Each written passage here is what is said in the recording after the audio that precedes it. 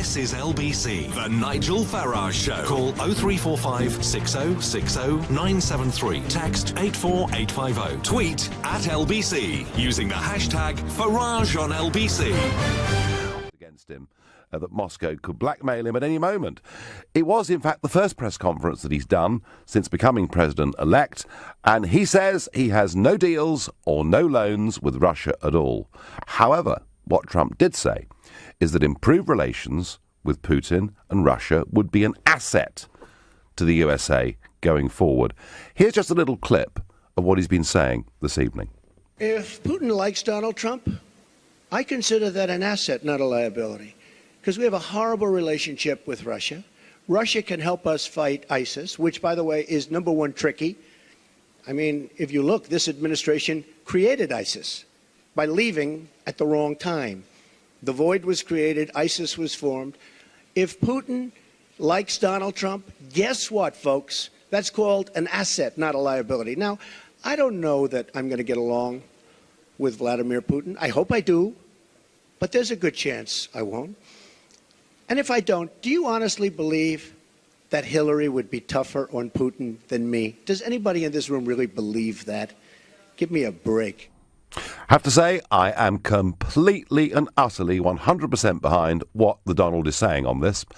I've spent the last few years listening to British politicians, European politicians, Hillary Clinton, Obama, making Putin out to be the devil. It's almost as if they want to have this hate figure. And we mustn't talk to him, and we mustn't engage with him, and we must have as many military exercises as we possibly can in the Baltic states. Putin is the enemy. And as a parting shot, one of the things that Obama has done is to expel 35 Russian diplomats. I think it's pretty safe to say that we are now back in a new Cold War relationship where RAF planes are following Russian planes close to British space. We've seen the Navy from Russia going down past the White Cliffs of Dover. It's sort of back to the future, isn't it? We're back to the bad old days. And one of the things that Trump has been saying very consistently is that actually he just wants to talk to Putin. And I've always been of the view that jaw is better than war. I am firmly of the view that the foreign policy that the European Union have been following, where they try to expand to the east constantly, actually is seen by Putin as a threat. And my view on this for some years now has been, I don't particularly like Putin. I wouldn't want to move to Moscow. I certainly wouldn't want to be a journalist living and working in Moscow. Otherwise, I might just disappear, as many have. But it does seem to me that we've been provoking Putin quite deliberately. We encouraged and helped the overthrow of a directly elected democratic prime minister in the Ukraine. It was done by people waving European Union flags. I think we played this very badly. So my view is, I think Trump should go and talk to Putin. What is to be lost? But my question to you this evening, is Donald Trump right to try and build a relationship with Putin? To get involved, please call me on 0345 6060 973. You can text me on 84850. You can tweet me on @LBC with the hashtag Farage on LBC. And you can watch the show on Facebook Live. Go to lbc.co.uk or go to LBC's Facebook page now. And the first caller is Kathleen from Wokingham. Good evening, Kathleen. Is Trump right to try and meet and talk to Putin? Good evening, Mr. Farage. I think he's doing the right thing. The old saying goes, keep your friends close, but keep your enemies closer. Isn't it a better way to treat people? Surely. You know, he's going to be new to the job. I think what you see is what you get with Mr. Trump. And it's refreshing. Well, Kathleen, you put that beautifully and succinctly, and I have to say I'm going to find it very difficult to take issue with you. There are some, of course, who would say that Vladimir Putin's behaviour towards, as I mentioned earlier, disappearing journalists, some of the thuggery, even perhaps murder that we've seen on London streets, with his annexation of the Crimea. There are some that would say that Putin's values are very different to ours in the West, that actually he's a bad man. And so because of that, we shouldn't talk to him. How would you respond to that? Well, as I just said, I think you keep your friends close, but you keep your enemies closer. And because he's fresh to the job and he's never been a politician, I think we stand a better chance with Donald Trump. And if he doesn't get on with it, if they don't get on with each other, then it will come to an end and something will be done. There'll be protection in advance. But I think he will get on with him. And the better they get on, the better it is for the world. Well, certainly during the campaign, Kathleen, it was really interesting because Trump was saying some pretty strong things about Mexico, wasn't he? And Mexicans, some of whom he said weren't behaving as well as they ought to when they come to America. I was gobsmacked when Trump flew down to Mexico to meet the president. And I think, Kathleen, that sets the tone for the way that Trump's going to do things. You know, he's a businessman. He's a deal maker. And people like that don't send each other emails. People like that sit down with each other, talk to each other, have lunch together, and try and find common ground and common interest. And, Kathleen, I completely and utterly agree with you. It's the right thing to do. I'm certain he'll do it. And come on, folks, what on earth is to be lost? Kathleen, thank you very much indeed for your call. Peter in Wimbledon, should Trump go and meet Putin and try and find some common ground? Of course he should. Like with any dictator, you need to negotiate with him first.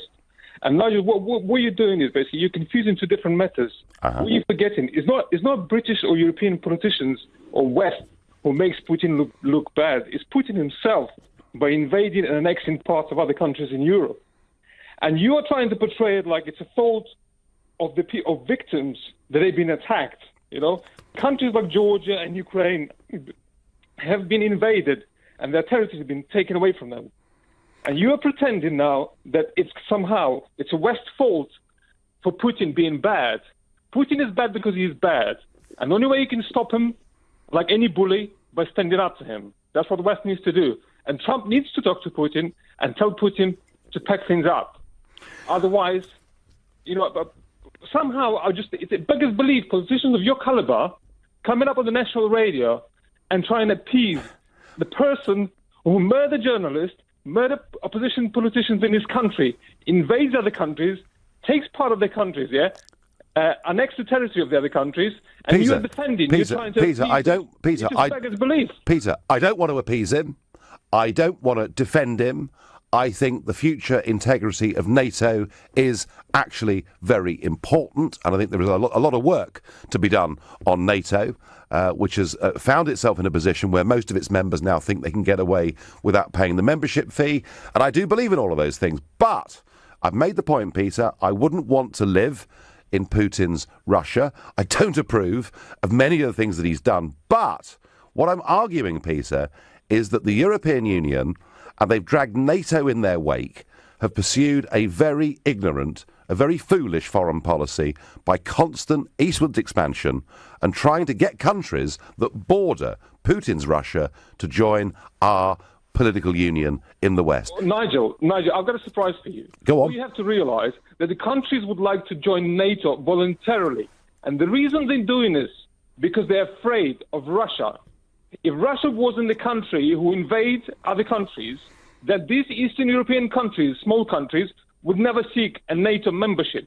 That is the reason why they're joining NATO. And they're doing this again, voluntarily. And you have to write it down for yourself. These countries are looking for collective defense against a country who is known for invading and taking parts of their countries. This happened before in history, going back in the last century, this century. Russia has done it before.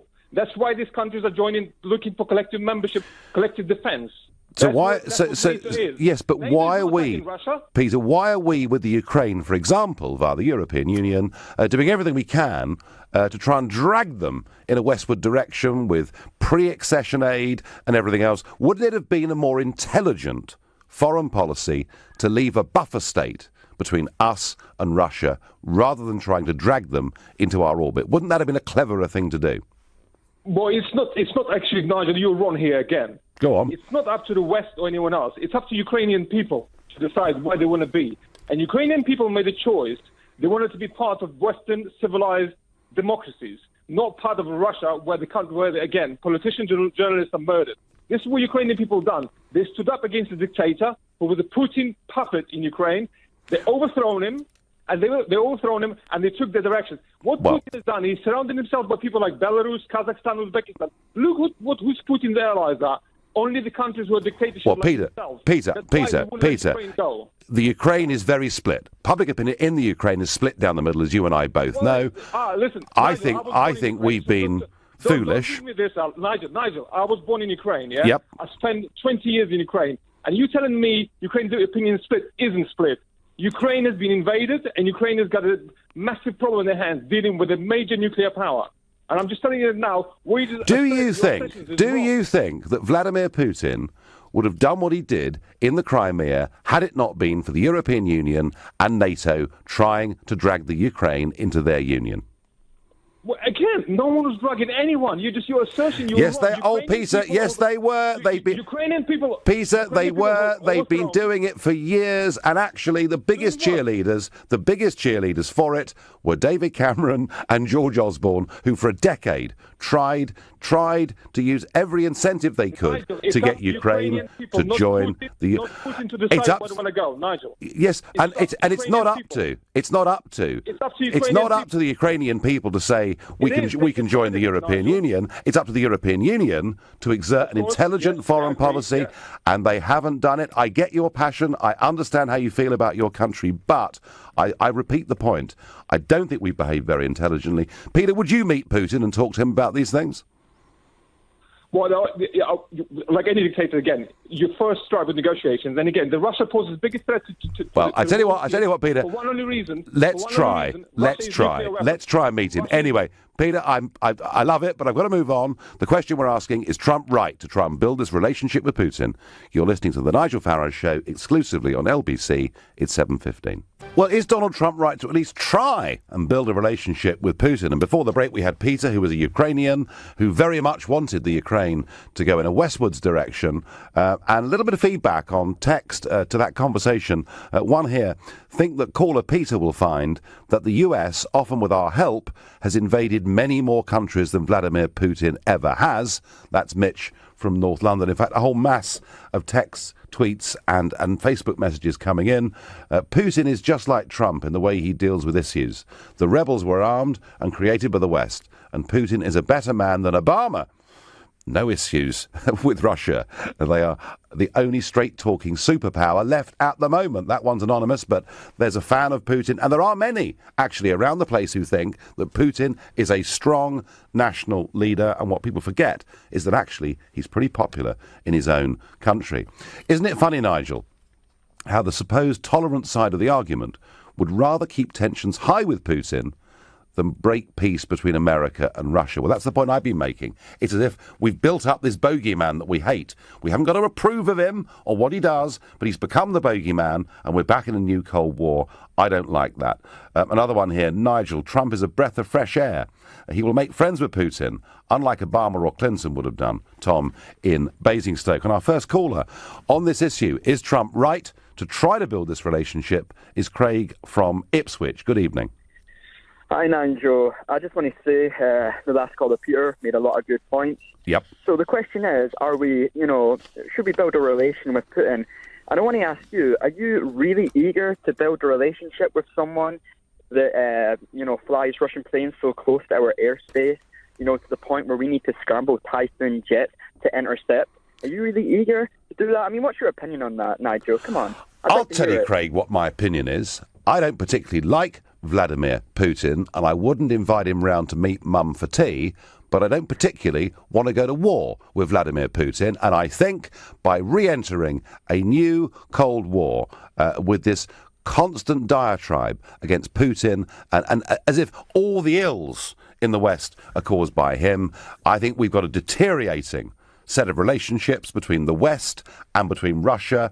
And I think, Craig, if we could say to ourselves that perhaps George Orr is better than war, I don't think there is anything to be lost by sitting down and trying to talk to him. And if Trump comes up with, a Reykjavik summit, let's say, later on this year in Iceland, and does what, Reagan and Gorbachev did all those years ago, surely, Craig, that would be a better thing than where we are now. Definitely. Nobody wants to go to war with Russia. Nobody in the world wants to see that. That would be catastrophic. However, do you not think it's a bit, dumbstruck of Putin to put us in the position where we need to scramble and retaliate, to him flying planes? I mean, surely, if you could say anything to Putin about those stupid, antics that he's doing, I mean, even though we don't want a war, we can't just, sit back and not... This is LBC, the Nigel Farage Show. Call 0345 6060 973. Text 84850. Tweet at LBC using the hashtag Farage on LBC. Cat and mouse game that we saw all through the years of the Cold War being repeated. We want him to behave better. We want some assurances from him on hacking, etc. And in return, what we're going to do is we're going to stop threatening his space. We're going to stop this ever eastwards expansion as a gesture that says we do not wish to provoke him. And let's at least try to find some common ground. Because, Craig, let me just tell you one thing. You see, I think there is an absolute key to this. Whatever our differences with Putin may be, and yes, they are substantial, there is one issue on which I believe we're absolutely on the same side. And this issue is the biggest threat that we in the West face as a challenge to our way of life, our security, indeed our happiness, and that is the threat of ISIS and radical Islamic terrorism. That's the biggest threat we face, Craig. And I think that on that issue, we have to recognise that we and Putin have a shared interest in dealing with this. And that's my argument, Craig, and I hope you accept that. Definitely. And, like I said, it's always better to be friends than enemies. I just hope that Putin doesn't turn out that if we do make friends with him, he'll turn around and stab us in the back. Well, Craig, there are always the risks with a deal that people can break them, but better right now that we try than have this continued deterioration and lack of coordinated action against ISIS, and I thank you very much for your call. I wonder what Ray in Stoke thinks about trying to build relations with that difficult man, Putin. Hi, Nigel. Happy New Year. Happy New Year to you. So what do you think? The two most powerful men in the world are breaking bread. It's a good thing. Yeah.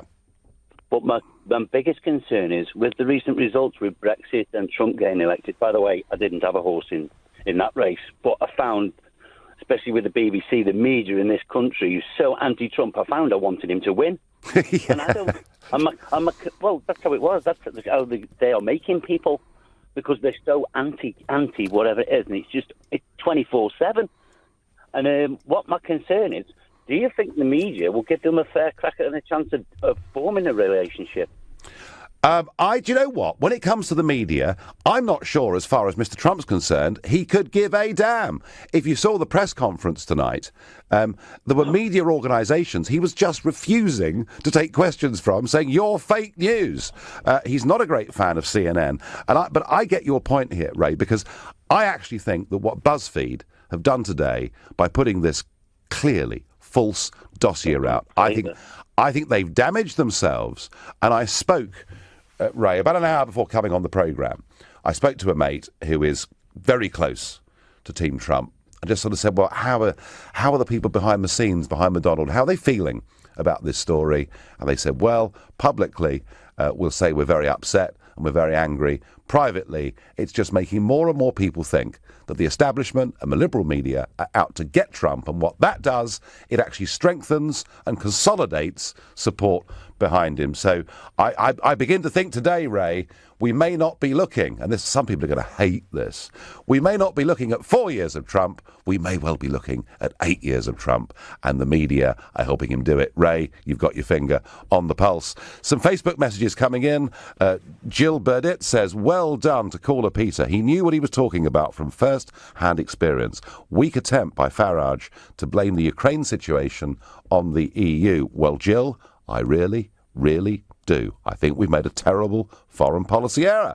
Edward Senior says, not defending Putin, but we in the West militarily overran 3 nations and tried to force democracy on them at the cost of thousands of lives. Matt Seymour, Blair far more of a warmonger than Putin. So, lots of ranges of opinion on this. I will read out one more text. Nigel, a good relationship between the United States and the Russian Federation is in the world's best interests. I believe the future threat to peace will come from China and its totalitarian government. Regards, Alan. I don't know, Alan, whether that's right or not. What I do know is that ISIS is posing a threat to our way of life, and I repeat the point, and I mean it. On this, we're on the same side as Putin. I wonder what Matthew in Cardiff thinks of this. Hello there, Nigel. How are you today? I'm very well, and you? Very good, thank you. Really good to allow me on your show, sir. Very, very kind of you. So, what do you think, Matthew? What I actually think, absolutely Trump and Putin, if they can make some sort of headway, make the United States and Russia friends, if not friends, at least acquaintances on many world issues. I think it would be an absolute great thing, because I think we've got a problem with our own history. We keep on forgetting, that not everything's black and white, and I think we are also keeping our eye. We are not putting our eye on the horizon, and the horizon, I believe, is actually China. China is a much bigger threat to global security than Russia is. And the reason why I say that, you just have a look at what's happening in the South China Sea. Yep. We also, I think we've kept our arm off the ball with Africa. Now, India may have put a bit of money into Africa, but not much. China has been sending in hundreds of billions of dollars into many African states. They're building their highways. They're modernizing many of the states. And I would not hasten to believe that in the next few years, China will sign a deal with an African nation and put its first military base outside of mainland China. Certainly, Matthew, there is a sort of form of economic imperialism coming from China, and it's very interesting that Donald Trump took that call from Taiwan. Clearly, he's going to reverse America's one China policy and recognise publicly who Taiwan are. And this idea that Trump is soft, I don't believe it to be the case. But there's two of you in a row who have thought that perhaps China is the real threat in the long term. Whether you're right or not, I repeat, ISIS is a greater threat in the short term to us, and that is where we have a common cause, I think, with Trump, and Putin, all of us, to sit down and talk together. So is Donald Trump right to try and build a relationship with Putin? Please call me on 0345 6060 973. Tweet me on @LBC with the hashtag Farage at LBC. And you can watch the show live. Go to lbc.co.uk or to LBC's Facebook page. Watch me. Watch the public having a go at me. See how I'm getting on. You're listening to The Nigel Farage Show exclusively here on LBC. It's 7:30 and time for the news with Rupert Bartier. The Nigel Farage Show on LBC. Call 0345 6060 973.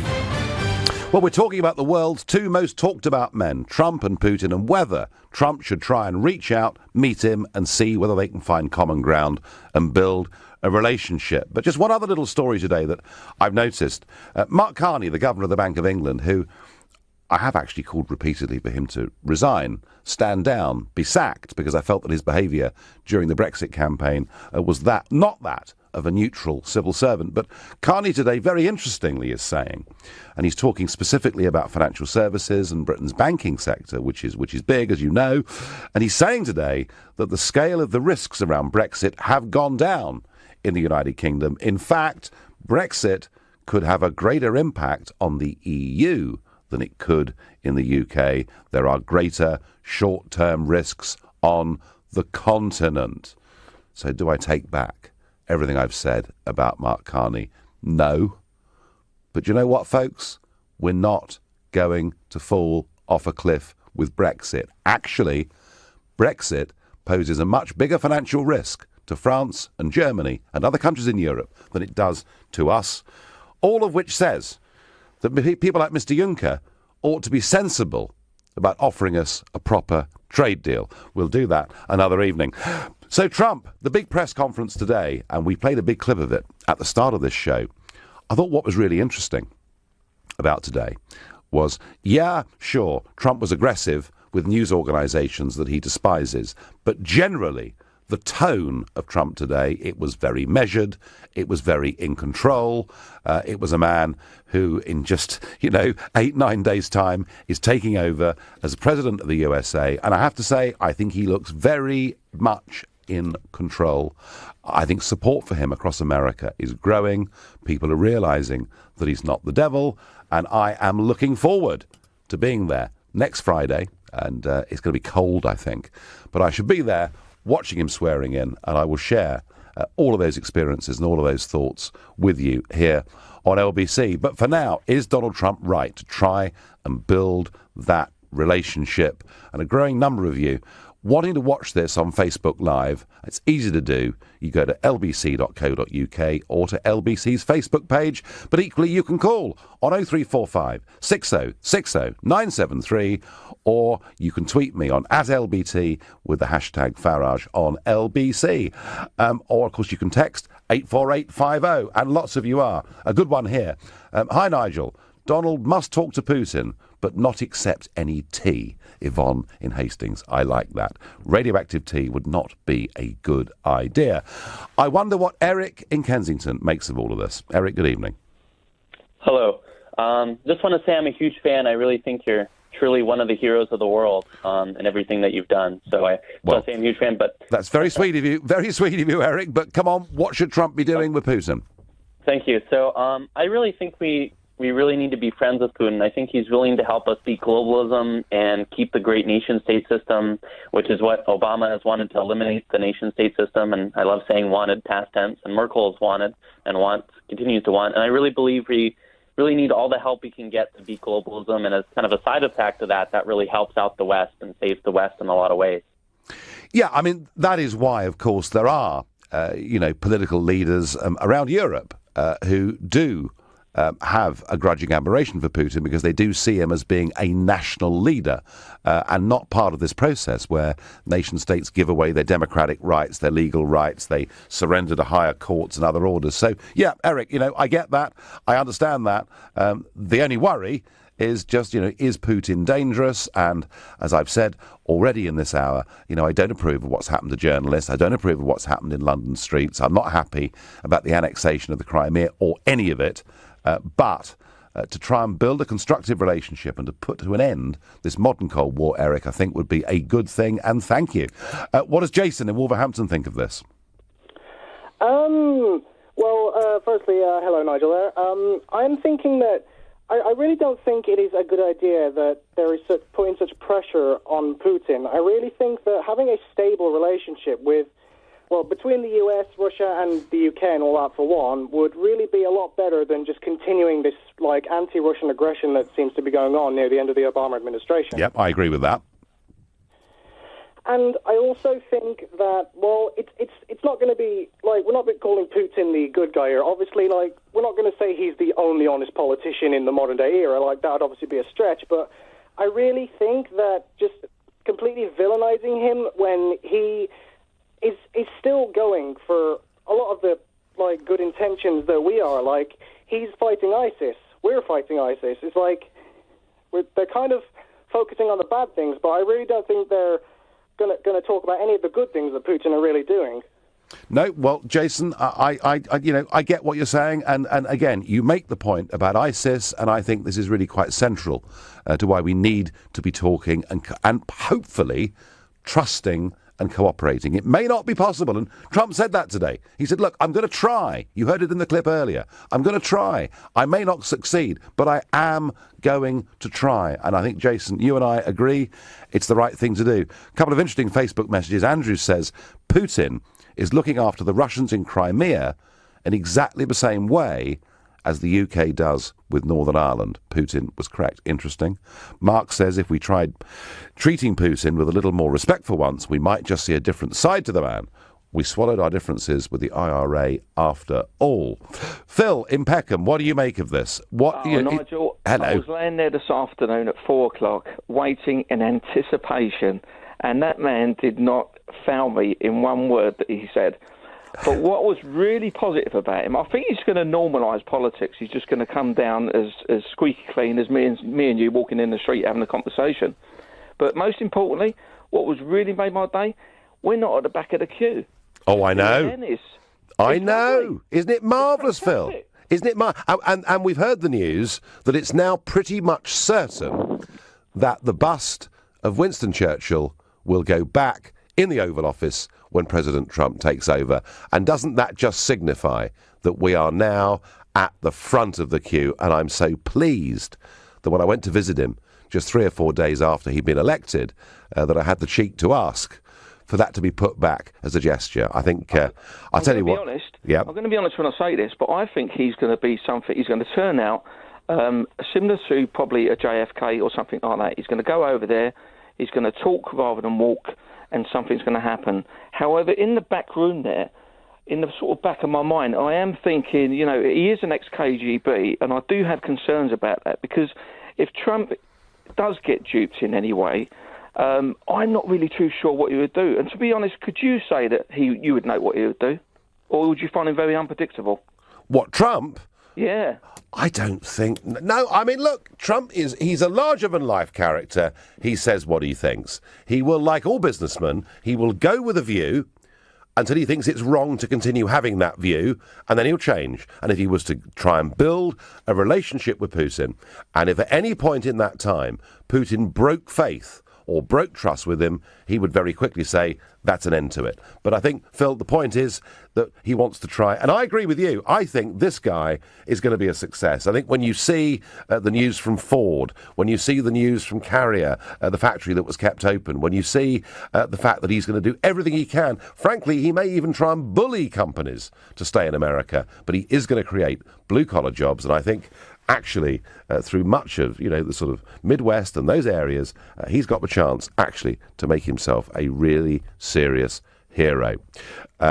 Texts and tweets ploughing in. This one's interesting. A tweet here. Putin and the West stand together against extremism. A deal between the US and Russia can help the fight against this. Nigel, Churchill spoke to Stalin during World War II, even though he had little time for him. That's an understatement. He absolutely hated him. It should be easier to talk to Putin, although Obama made a hash of it, and that comes in from Alan. And lastly, would you be willing to be an intermediary between the Trump camp and the Putin camp? Crikey, I think that one is a little bit above my pay grade, but it's really a fun idea. So the question we're asking is Donald Trump right to try and build a relationship with Putin? And coming up, I'll give you my final thought on this debate. But right now, you're listening to the Nigel Farage Show exclusively here on LBC. It's 7:45. This is LBC, the Nigel Farage Show. Call 0345 6060 973. Text 84850. Tweet at LBC using the hashtag Farage on LBC. Well, is Donald Trump right to try and build this relationship with Putin?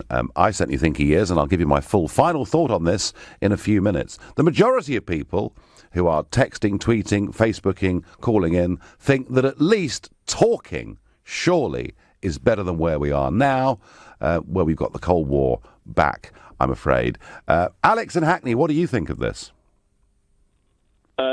Yeah, I think Donald Trump is absolutely spot on with regards to Russia. I think the West and Europe's foreign policy towards Russia has been completely wrong ever since the end of the Cold War. And in fact, I think now what we're actually doing with our actions in Ukraine, because we essentially encourage the overthrow of a democratically elected leader, is we're propping up Putin. If you look at Putin's approval ratings before then, his approval ratings were dropping year after year after year because Russia has a lot of social problems. But whenever we intervene in their sphere of influence, all that happens is Russians go, oh my goodness, look, the West is threatening Russia again. Yes. Putin's approval ratings go through the roof. So if you really want to see Russia become a more friendly, democratic, Western-style nation, stop interfering in their affairs and their sphere of influence. Interesting point, Alex. And I would guess also that the popularity of Russian leaders would probably coincide quite closely with commodity prices, wouldn't it? Because it is oil and nickel and these sort of things, gas, these sort of things that Russia produces in huge numbers, without which its economy just could not exist, could it? Exactly, yeah. So they're very, very vulnerable. And, yeah, you know, if you look at the prices of oil and gas now, they're a lot lower than they were a few years ago. So the idea is, Alex makes the point, every time we meddle, every time we interfere, we actually help Putin and make him more popular. And I suspect that's probably right. Alex, thank you. Next we go to Prakash in Camberwell. Is Trump right to have a go, Prakash? Hi, Nigel. Good evening. Good evening. I think he's absolutely right. And I think one of the sort of practical areas where I think we could potentially, or at least Trump could potentially work with Russia on, is that of Syria. Now, the West policy on Syria has been very confused. On the one hand, it's been supporting the jihadis against the Syrian government to secure regime change, and in that they've ended up inadvertently supporting ISIS, but then they've also got a policy of removing ISIS. So their policies have been contradictory, and I think the Russians have been very, very clear because, A, they've gone in there to support an ally and to secure their naval base, but also they've been very clear about what their objectives are.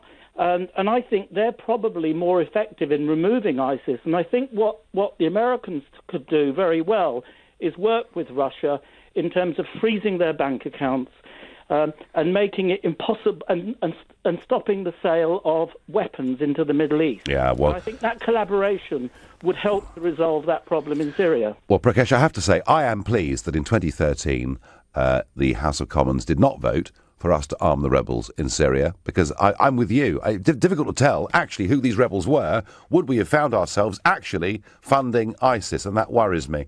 I think, Prakash, one other just little thought on this is that the other thing about Trump that people need to sort of hoist on board is that he is going to be much more non-interventionist than Hillary Clinton would have been. It's funny how the Democrats are almost now become the neocons. Prakash, thank you very much for that call. We go next to Peggy in Basildon. Peggy, good evening. Good evening, Nigel. Great to hear you talk some sense. And I love listening to Trump today. I listened to his speech. Yep. Of course we should be talking to Putin. For God's sake, how do you know anybody until you talk to them? I'm sick of these snowflakes we've got, and we've got to have strong men to lead us in this. Well, we need them in our country, let alone America and Russia. It's so good to hear him talking straight from the shoulder, like you do yourself. So you're a sort of Trump fan, Peggy, are you? I really am. I'm sick to death of the minorities winning all around the world, and how weak we are now. How weak we are? Well, we got politicians, they say one thing and do another. They don't come out. That's why they find it so offensive when Trump and Putin speak straight. They're not used to it. No. Everyone's sensibilities are offended today. Yeah, well, I have to say, Peggy, I thought Trump handled that press conference today extremely well, but it is amusing and different to see him totally refusing to take questions from mainstream broadcasters like CNN. It's a completely different style, Peggy. Let's hope that it's a great, great success. Thank you. A tweet coming in here. Talk, yes, but on our terms and find a middle ground, from David Marshall. Yes, David, I don't think anyone is suggesting that we just say to Putin, please do what you like and we'll agree with it. This is not about appeasement. Of that, I am certain. Text, I hope Trump ain't going to be another JFK. He brought us to the brink of nuclear war, says Graham. It was interesting. A previous caller said that JFK was a hero-type figure. Yeah, there were many things, not just about that, but in fact about the beginnings of the conflict in Vietnam that could have been JFK's legacy. But, of course, he was assassinated, and so we think of him in a different way.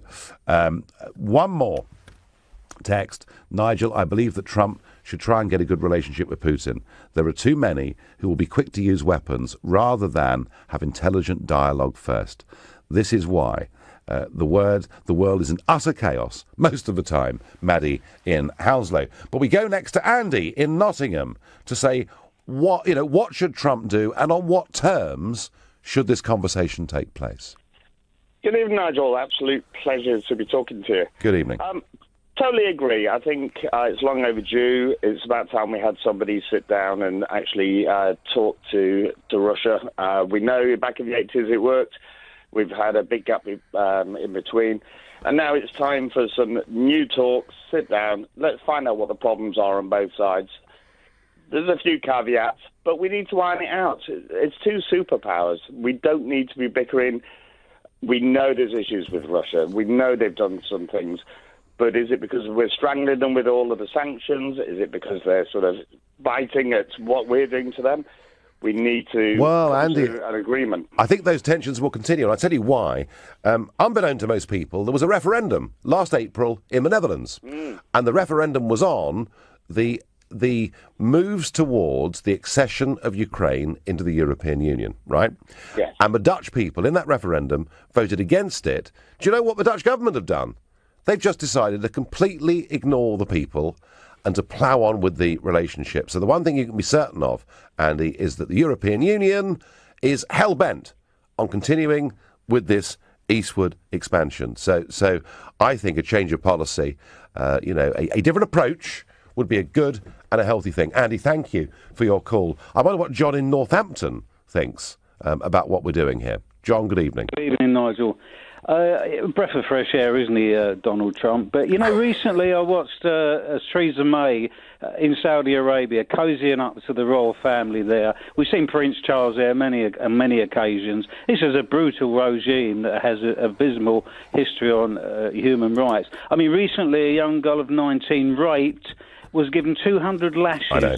Which was more than the guy that raped her because she was out without a chaperone. I know. I mean, and these are the people we cozy up to. Yeah, and Saudi Arabia, who have refused to take one single migrant or refugee from the war in Syria, and yet are about to fund the building of 200 new mosques in Germany, and are pushing a cult of Wahhabism. John, this is a different debate for a different evening, but I do agree with you. More Facebook messages. Jim says, I think we should be more afraid of the EU than Russia. I might just mention that in my final thought. And Dan, what about the human rights abuses in Russia? Dan, of course, there are a lot of things that happen in that country that we don't like. And the last caller I'm going to take this evening is Jack in Glasgow. Jack, good evening. Hi, Nigel. I just want to say that sometimes, I think a lady earlier was talking about shooting from the hip and politicians shooting from the hip, and sometimes I don't think it's such a good thing, because sometimes we require more thought when we say things. And when Donald Trump shoots from the hip and talks about Mexicans being rapists, that's not a good thing, and it's not a good thing that we should cheer from. I understand that some politicians obviously don't lie, but they try and skim the truth sometimes. But sometimes shooting from the hip isn't such a good thing, and we should maybe think more before supporting them. And being in bed with Putin, not being in bed, but having an alliance with Putin also might not be such a good thing, because Putin's obviously a dictator and is harsh to his own people. Jack, so what's so good about that? Jack, we're not arguing that he's a good guy. What we're saying is that tensions are building, and perhaps it would be intelligent to talk to him. Thank you. My final thought on this is I think we need to rethink our behaviour. I think this constant eastwards expansion of the European Union, coupled to the fact they are now building a European Union army, worries me. We are back in a Cold War. We're back in shadow boxing. Whether Putin is a threat or not, let's please stop poking the Russian bear with a stick. It simply doesn't make sense. And there's only one man that's going to break this deadlock, and that man is Donald J. Trump. And you can like him, you can hate him, but one thing for certain, he's going to do things differently. He will give this a go. There will be a meeting in Reykjavik or somewhere at some point during this year. I wish him luck. I hope we do find some common ground. I hope we do manage to coordinate better in the fight against ISIS. And what I'm certain of is we will have lost absolutely nothing in doing this. Our leaders in this country, in the EU and the rest of the West haven't got the vision. You've been listening to the Nigel Farage Show here on LBC. I'll be back tomorrow night. I hope you've enjoyed the show. Coming up at 10, it's Ian Collins, but next, it's Clive Bull. Thank you, Nigel. And coming up at 9, it's the Legal Hour. Barrister Daniel...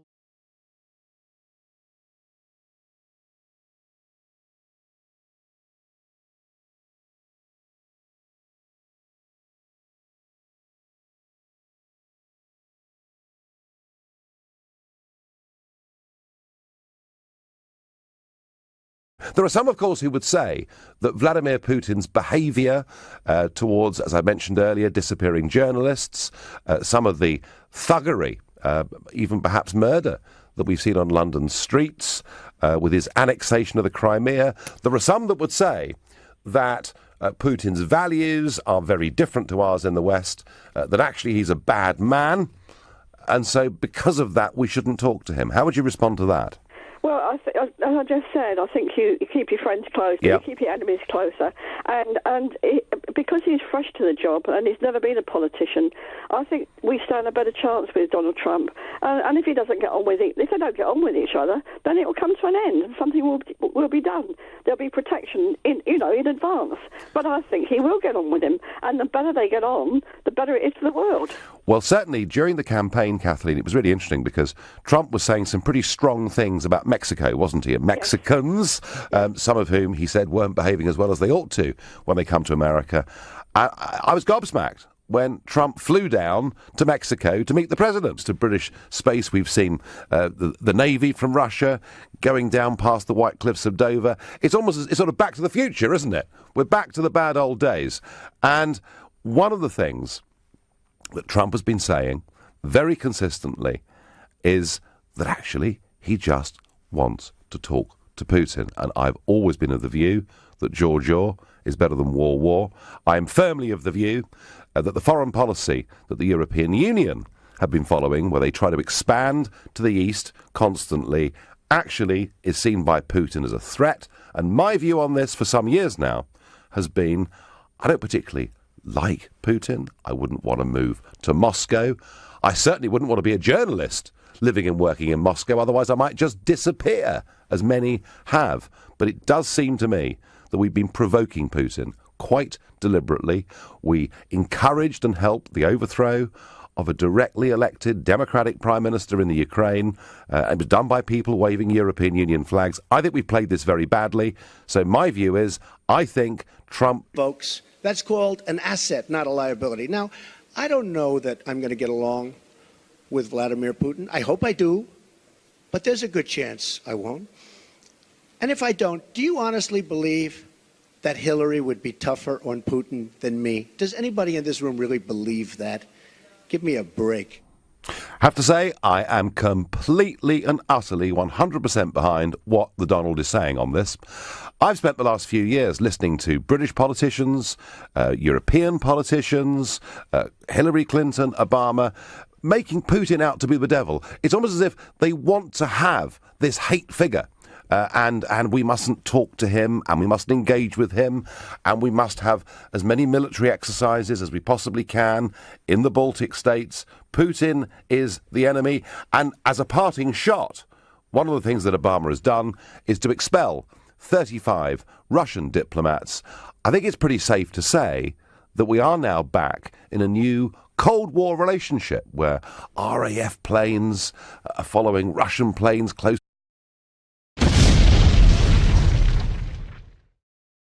This is LBC, the Nigel Farage Show. Call 0345 6060 973. Text 84850. Tweet at LBC using the hashtag Farage on LBC.